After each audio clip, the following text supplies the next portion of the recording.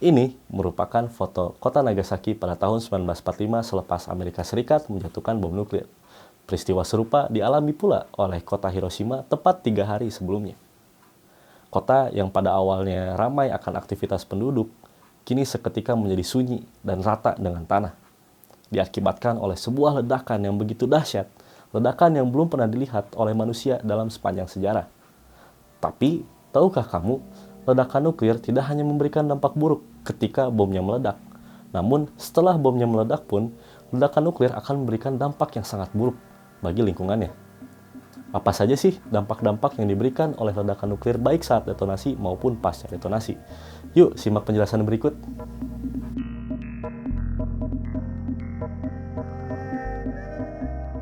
Bom nuklir, atau dikenal juga sebagai bom atom, merupakan bom yang mengandalkan reaksi fisi nuklir sebagai sumber ledakannya.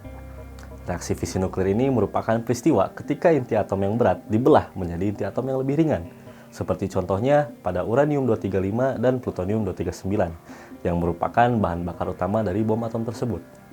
Reaksi fisi nuklir ini akan menghasilkan energi ledakan yang jauh lebih dahsyat daripada reaksi kimia seperti pada TNT. Ya, kurang lebihnya seperti pada contoh gambar sebelumnya ya di kota Nagasaki dan juga Hiroshima.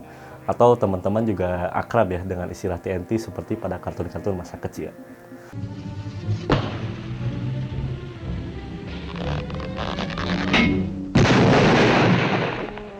Nah, dampak dari ledakan bom nuklir ini akan kita klasifikasikan menjadi 3 bagian utama. Yang pertama, dampak dari ledakan.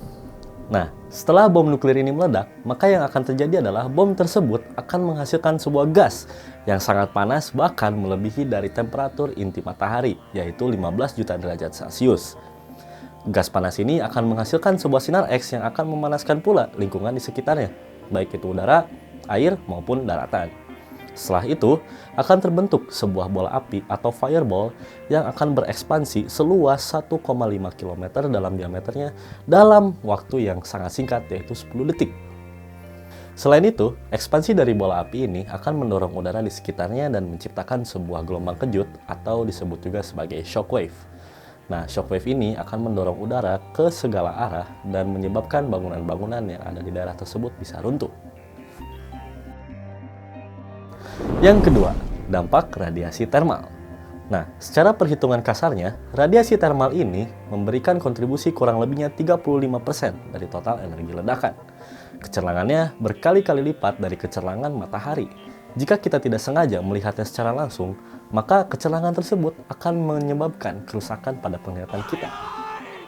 Selain itu, paparan langsung dari radiasi termal dapat menyebabkan kulit kita terbakar. Bahkan, konon katanya, ada sejumlah korban Hiroshima yang menguap seketika setelah bom tersebut diledakkan. Tubuh mereka berada di lokasi yang sangat dekat dengan detonasi, sehingga tubuh mereka menyerap energi panas yang sebegitu besarnya, sehingga tubuh mereka hangus terbakar. Yang ketiga, dampak radiasi nuklir. Hal ini menjadi pembeda utama antara bom nuklir dan juga bom konvensional. Seperti yang kita ketahui, bom nuklir mengandalkan reaksi fisi sebagai penghasil ledakannya.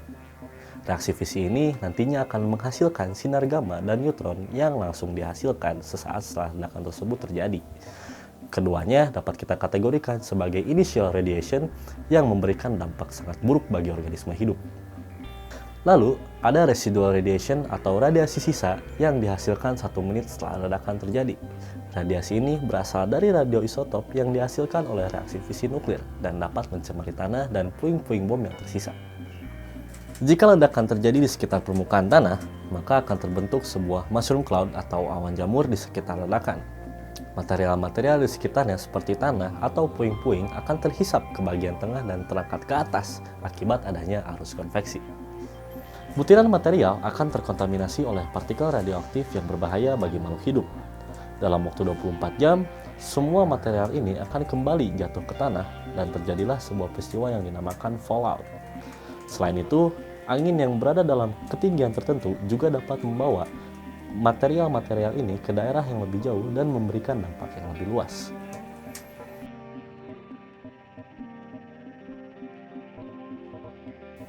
Nah, kurang lebih begitulah dampak yang dapat dihasilkan oleh ledakan bom nuklir.